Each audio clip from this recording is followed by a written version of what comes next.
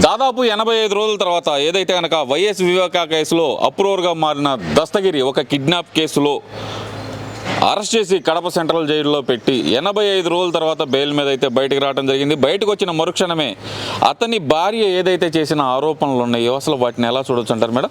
మరీ ముఖ్యంగా చూస్తే కనుక సొంత వాళ్ళనే చంపుకున్నారు మేమెంత అంటూ ఆమె చేసిన వ్యాఖ్యలను అసలు ఎలా చూడాలంటారు?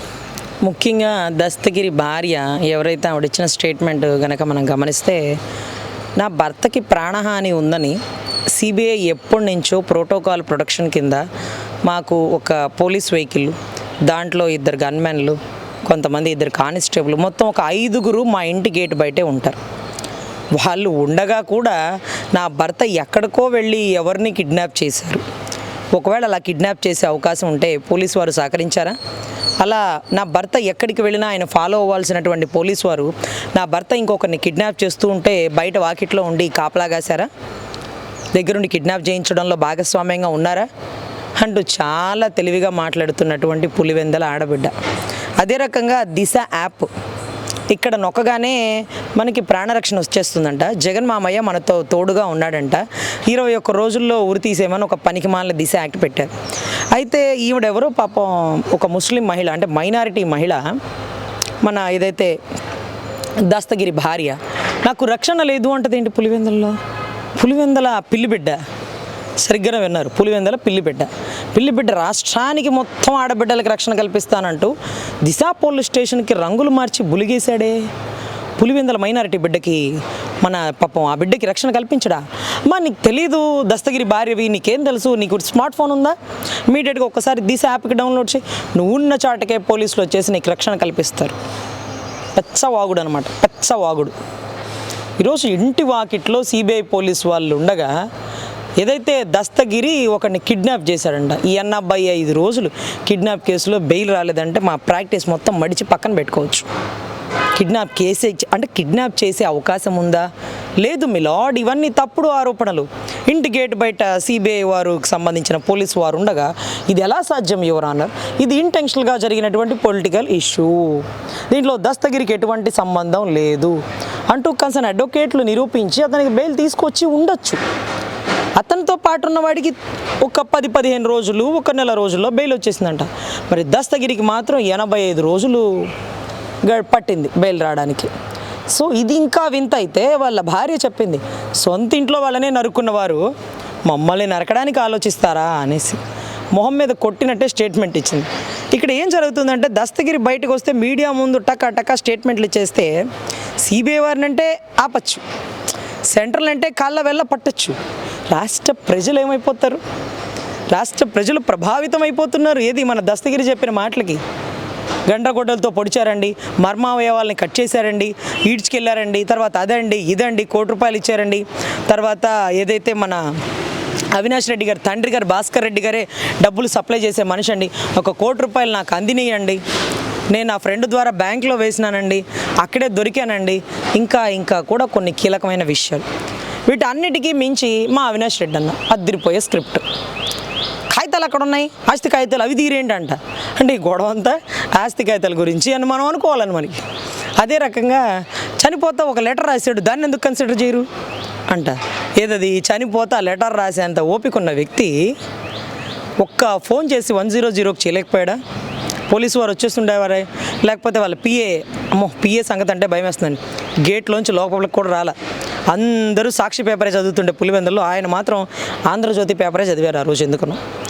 సో పిఏ కృష్ణారెడ్డి గారు వచ్చుండేవారు కదా, ఎవ్వరికి ఫోన్ చేయలేదు. ఫోన్ కూడా పక్కనే సోఫాలో ఉందట. ఆయన మాత్రం వచ్చి బాగా గాయాలు తగిలాక కూడా లెటర్ రాసి నా చావుకి అతనెవరు డ్రైవరే కారణం, డ్రైవర్ అంటే 6ంటికి రమ్మన్నాడని కోపం వచ్చి. పాయింట్ చూడండి, డ్రైవర్ ఎందుకు చంపుతాడు, డ్రైవర్కి ఇతనికి ఏం కోపం ఉందంటే చూడండి కారణాలు. డ్రైవర్ అంటే పొద్దుగూకులు 6ంటికే రమ్మంటున్నాడంట, తర్వాత 9-10 వరకు ఉంచుకుంటున్నాడంట, 11 అవుతుందంట, లేట్ అవుతుందంట, డ్రైవర్ని కోపడుతున్నారంట. అందుకని డ్రైవర్కి కోపం వచ్చి పొడిచేశాడంట. పొడవడం కాదు కదా, గండ్రగొడ్డలు నరికేశారంట. మనకి గమనిస్తే సిఐ శంకరయ్య గారికి ముందున్న స్క్రిప్ట్, విజయసాయిరెడ్డి గారికి ముందున్న స్క్రిప్ట్ గుండెపోటు అని చెప్పమని. గుండెపోటు కాస్త గొడ్డలిపోటు ఎందుకయింది? చెప్పినట్టు వినలేదా? గొడవ ఏమన్నా జరిగిందా?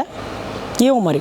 అర్రే పెద్ద ఆయన ముసలాయన్ని ముక్కు మూతి కలిపి మూసేస్తే అదే బెడ్ మీద పడుకునేవాడు, నిడ్డలో హార్ట్ స్ట్రోక్ వచ్చిందని చెప్పిన మీ బోటి వెర్రి బోగులోళ్ళు, మా బోటి వెర్రి బోగులోళ్ళు నమ్మి ఉండేవాళ్ళం. అంత కిరాతకంగా చంపాడంటే నాకు బాలకృష్ణ గారి డైలాగ్ గుర్తొస్తుందండి. ప్లేస్ నువ్వు చెప్పమన్నా సరే, నన్ను చెప్పమన్నా సరే, నీ ఇంటికి రమ్మంటే నీ ఇంటికి వస్తా, అదేంటది నీ గడప దగ్గరకు వస్తా, నీ ఊరు వస్తా, నీ ఇంటికి వస్తా అని కొన్ని శబ్దాలు ఉంటాయి చూడండి. అదే రకంగా పులివెందల్లో ఉన్న వాళ్ళ ఇంటికి వచ్చి అక్కడే గొడ్డలితో కిరాతకంగా నరికితే వెన్నులో వణుకు బిగినైందండి పులివెందల వాస్తవ్యులకు కానీ రాష్ట్ర ప్రజలకు కానీ. చావు అంటే అల్లా ఇల్లా ఉండదండి, చంపడం అంటే అల్లా ఇల్లా ఉండదండి. కదిలిచ్చింది జగన్ రెడ్డి గారు అని మనసులో మనం శృతించుకోవాలన్నమాట. అప్పట్లో వంగవీటి రంగ గారికి సంబంధించి కూడా భయంకరమైన కత్తిపోట్లు, ఈరోజు వివేకానంద రెడ్డి గారికి వచ్చి భయంకరమైన గొడ్డలి పోట్లు. రాజకీయానికి అడ్డం వస్తే ఎవరైనా ఒకటే. సో ఈ రకమైన ఘటనలో దస్తగిరి భార్య ఇచ్చిన స్టేట్మెంటు దస్తగిరి 10 సార్లు మీడియా ముందు కూర్చున్నా ఇవ్వలేనంత గొప్పగా ఇచ్చింది. ఒకటే ముక్క, వాళ్ళ ఇంట్లో వాళ్ళే నరుక్కున్నారు, మమ్మల్ని చంపడానికి పెద్ద లెక్కే ఉందండి అని ఒకటి. అదే రకంగా ఇంకొక విషయం ఏం చెప్తుందంటే, సునీతమ్మట అవినాష్ రెడ్డి పేరు చెప్పమనిందంట. ఏది దస్తగిరి భార్యని అలా చెప్పమ్మా అంటున్నారట వాళ్ళు. ఎవరు వాళ్ళు? వాళ్ళ మీద యాక్షన్ తీసుకోరా? మొన్న మా పిఏ కృష్ణారెడ్డి అన్న ఏమన్నాడు, సార్ సిబిఐ రామ్ సింగ్ గారు అవినాష్ రెడ్డి పేరు చెప్పు చెప్పు చెప్పు అని నన్ను సతాయిస్తున్నారు, ఎవరైతే సిబిఐ రామ్ సింగ్ గారి మీద కేసు వేస్తున్నా సునీతమ్మ నన్ను ప్రలోభ పెడుతుంది, అవినాష్ రెడ్డి పేరు చెప్పు చెప్పు అని. అంటే సునీతమ్మ మీద, సిబిఐ రామ్ సింగ్ గారి మీద, సునీతమ్మ గారి భర్త మీద, ఏది నర్రెడ్డి రాజశేఖర్ ముగ్గురు మీద కేసులు వేసి ప్రైవేట్ కంప్లైంట్ మూవ్ చేసి త్వరితగతిన విచారణ జరిపిస్తున్నారే. ఈరోజు మరి దస్తగిరి భార్య కూడా చెప్తుంది, ఏదైతే నన్ను బెదిరిస్తున్నారు ఇదంతా సునీతమ్మే చేయమనిందని, అవినాష్ రెడ్డి పాలు దాగే పసిబిడ్డవాడని, ఒక కన్ను ఇంకొక కన్ను ఎలా పొడుచుకుంటుంది అని ఈరోజు నన్ను ప్రలోభ పెడుతున్నారండి. కావాలి వాళ్ళు చెప్పమంటే నేను ఎందుకు చెప్తానండి అవినాష్ రెడ్డి గారి పేరు?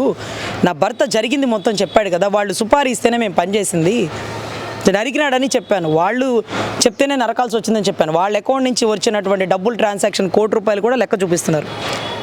సో ఇవన్నీ ఒక ఎత్తు అయితే, సునీతమ్మ చెప్పమనింది అందుకే చెప్పామని చెప్తే అది అక్కడితో పోతుందట. ఎలాగో అవినాష్ రెడ్డి పేరు చెప్పేశారు కదా, అవినాష్ రెడ్డి పేరు చెప్పామండి కానీ మేము కావాలని చెప్పలేదండి, అవినాష్ రెడ్డి గారికి కేసుకి సంబంధమే లేదండి, కేవలం సునీతమ్మ గారు మాకు డబ్బులు ఇచ్చి, మాకు పొలం ఇచ్చి, మాకు ఆస్తులు ఇచ్చి అవినాష్ రెడ్డి పేరు చెప్తావా లేదా, చెప్పకపోతే చంపేస్తా అని మమ్మల్ని బెదిరిస్తుందని అంటూ దస్తగిరికి కానీ భార్యని కానీ చెప్పమని ప్రలోభ పెడుతున్న వారు ఎవరు?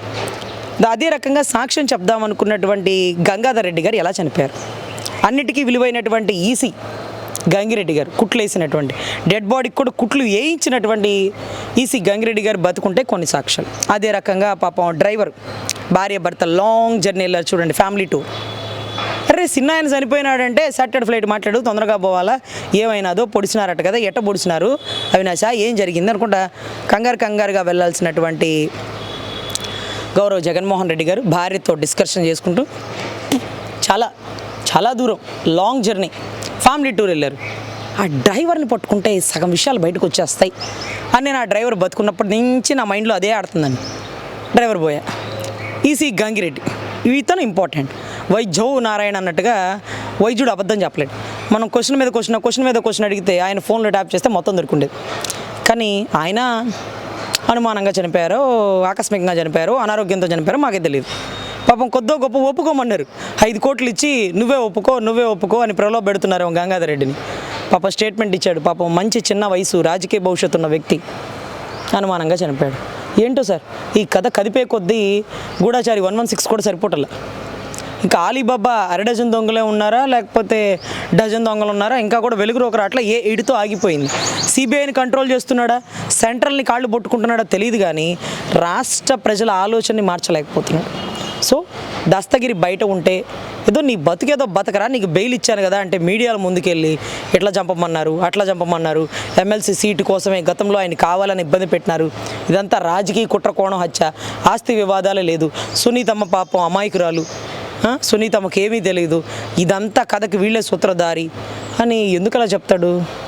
అవసరమా? చేసిన తప్పుని చెప్తే పోతుంది. అదే రకంగా తెలుసో తెలియకో డబ్బులకు ప్రలోభపడో చేసినటువంటి దస్తగిరి తన తప్పును తాను ఒప్పుకొని తన పాపాన్ని తనే కడుక్కునే చేసినటువంటి ప్రయత్నం. దీనివల్ల ప్రాణాలే పోతాయేమో పాపం ఆ భార్య భర్తకి. ఎందుకంటే అసలు ఆ గడ్డే ఎలాంటి గడ్డో మీకు తెలుసు. పరిటాల, ఓంప్రకాష్, అంటే సూరి, భాను వీళ్ళందరూ కూడా ఒక వరుస హత్యలు అనమాట. ఒకళ్ళ గురించి నోరు చెప్తే ఇంకొకటి గురించి నోరు చెప్తే ఇంకొకడు, టీవీలో బాంబు పెట్టి చంపాలనుకున్న ప్రయత్నం చేసినటువంటి వ్యక్తులు, జైల్లో చంపేసినటువంటి తరుణాలు. ఆ గడ్డ ఏం గడ్డరా బాబు. చదువుకున్న రాయలసీమ అంటే రతనాల సీమ. ఒక విద్యారంగంలో నైపుణ్యతకు ఉన్నటువంటి ప్రాముఖ్యత గల పరిస్థితి. అటువంటి దాన్ని ఈరోజు రాక్షసుల పరిపాలనలాగా చేసి దాన్ని ఒక హత్యా ఉదంతాలకి కీలక పాత్ర వహిస్తుందండి.